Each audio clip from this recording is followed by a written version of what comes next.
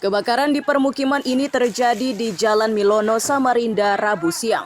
Bangunan yang rata-rata terbuat dari kayu menyebabkan api cepat meluas. Petugas dan relawan pemadam yang tiba bekerja cepat agar kobaran tidak meluas. Salah satu warga menyatakan awalnya mencium bau menyengat. Tak lama setelahnya terlihat kepulan asap dan disusul teriakan warga. Situasi tidak terduga itu membuatnya panik dan secepatnya mengeluarkan barang berharga dari dalam rumah. Langkah cepat ini dilakukan karena kebakaran dekat dengan rumahnya.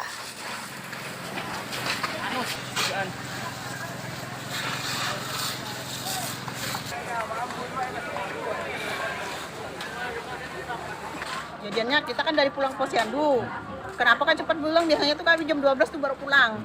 Kok ringan tadi tuh sudah pulangan aja, sudah kita ada pasiennya kan. Duduklah di situ kok bawa bawa kabel gitu loh. Ya sudah gerimis-gerimis ngambil jemuran dong kok. Ada asap di situ. Oh, bakaran di situ ya. Nah, sudah. Saya lihat ke belakang tuh apinya udah penuh. Ini di pinggir rumah kami udah penuh sepanjang kan rumahnya panjang. Sekitar 15 meter gitu loh. Sudah penuh itu apinya. Itu ada orang ya Bu rumahnya? Ada tadi. Mungkin dia nggak tahu juga kalau ada kebakaran di luar.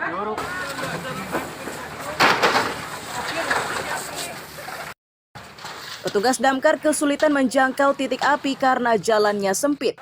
Agar bisa bekerja, mereka pun harus menyambung beberapa selang. Kurang dari 1 jam, kobaran berhasil dipadamkan.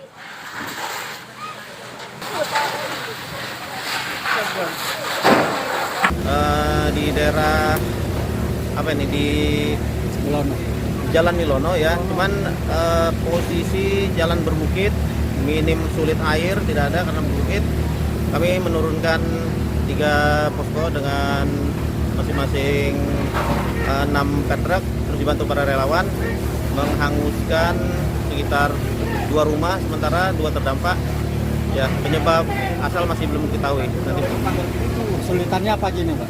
Ya, kesulitannya minimnya air karena di daerah berbukit, jalan berbukit sangat sempit sekali, jadi mobil pemadam tidak bisa masuk dan menggelar selang terlalu panjang. Tidak ada korban jiwa dalam musibah ini, sedangkan penyebab pasti kebakaran masih diselidiki. Amir Hamzah dan Ade Saputra melaporkan dari Samarinda.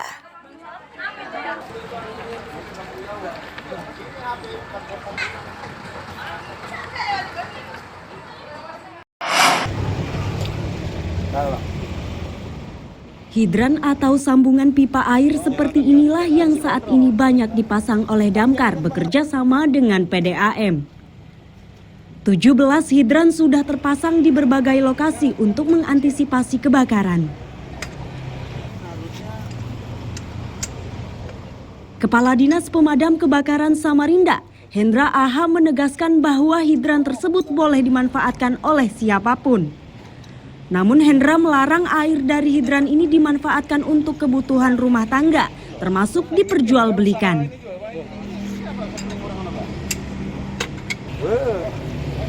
Loh, ini kelebihannya adalah aku misalnya kontak untuk menentukan titiknya dari PDM yang mengetahui titiknya, apakah di situ terdapat distribusi sumber airnya kuat, deras atau tidak. Kalau di daerah itu tidak ada distribusi airnya tidak deras, tidak besar, maka PDM tidak akan memasang hidran di situ karena percuma saja ada hidran namun titik air tidak ada. Ya. Pak, hidran ini diperuntukkan hanya petugas damkar atau pihak lain bisa menggunakan atau gimana Pak? Tidak, hidran ini diperlukan saat terjadi kebakaran, misalnya di suatu titik tertentu ada hidrannya, silahkan.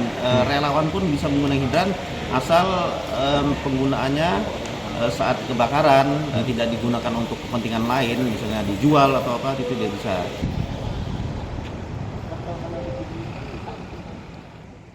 Saat ini damkar juga sudah memasang hidran kering. Ini merupakan jaringan pipa yang tidak dialiri air dan difungsikan untuk memasok air ke lokasi kebakaran. Amir Hamzah dan Iswanto melaporkan dari Samarinda.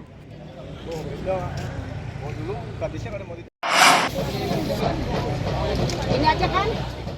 Petak tak berpenghuni di Gang Rombong Samarinda diberi nomor oleh petugas gabungan yang melakukan razia, sementara warganya didata satu persatu. Kepala keluarga ini Bapak. Camat Samarinda Kota menyatakan pendataan ini sangat penting untuk warga yang selama ini tidak terdaftar di RT setempat. Dari pendataan ini diketahui jika tidak satupun warga yang memiliki surat kepemilikan lahan. Meski begitu, warga menyatakan bahwa bangunan yang ditempatinya itu merupakan miliknya karena didapat dengan cara membeli. Di sini belum, sekarang yang pendataan bagi warga yang tinggal di bangunan liar. Karena selama ini keberadaannya tidak pernah melapor kepada Pak RT dan Pak Lurah, sehingga kami anggap penduduk ini masih belum jelas. Ini sebetulnya fasum dulu. Dan orang itu membeli fasilitas cuma rombongnya doang gitu loh. Tapi rupanya orangnya sudah pergi diperjualbelikan, orang pergi disewakan. Nah, tapi tentunya kita tanya ada legalitasnya, enggak, rata-rata semua dia tidak punya. Cuman merasa mengakui bahwa ini miliknya. Karena beli itu.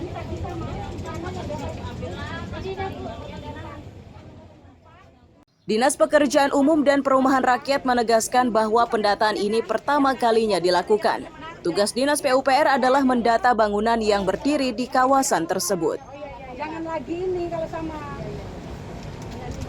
Sebelumnya belum pernah kita melakukan pendataan, dan karena hari ini Bu Camat meminta untuk kami mendampingi teman-teman dari kecamatan dan kelurahan, makanya hari ini kita melakukan pendataan dulu untuk sinkronisasi jumlah daripada bangunan. Khusus untuk PUPR kami hanya mendata bangunan.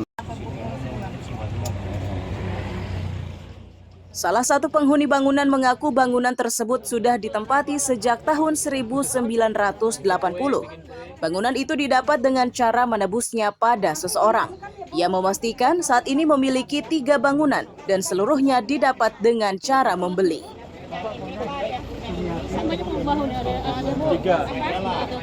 Ini dulu nebus. Nebus ya? Ya. Dari siapa, Bu? Dari Bapak Mise. Bapak Mise dulu ya? Ya, Bapak Mise nebus. Yang lain-lainnya itu beli. Beli ya? Yang nebus tuh ini yang daerah sini. Kalau sekarang ini ibu-ibu punya berapa bangunan di sini, Bu? Ini tutu 3, yang waktu itu ya cuma 1 ini di los itu deh. Di los ya? Ya, di los itu juga di los. Cuma di sana ada 1 disewa orang. Disewa orang ya? Itu Bu, sekarang ini kan ada pendataan dari pemerintah. Apa yang ditawarkan hari ini, Bu? Ditawarkan apa maksudnya? Alih fungsi atau apa, Bu, dari pemerintah pendataan ini, Bu? Atau tujuan dari pendataan ini apa yang disampaikan oleh pemerintah daerah di sini? Saya nggak tahu persis ya. Gimana ngomongnya? Cuma didata aja, Bu, jadi ya? Oh ya, bilangnya didata aja. Ya, tapi ditulis aja kan ya. Hasil pendataan ini selanjutnya akan dibahas di kantor wali kota. Belum diketahui secara pasti nasib para penghuni bangunan termasuk rencana Pemkot terhadap gang tersebut. Amir Hamzah dan Iswanto melaporkan dari Samarinda. Ya, maksudnya harus mungkin di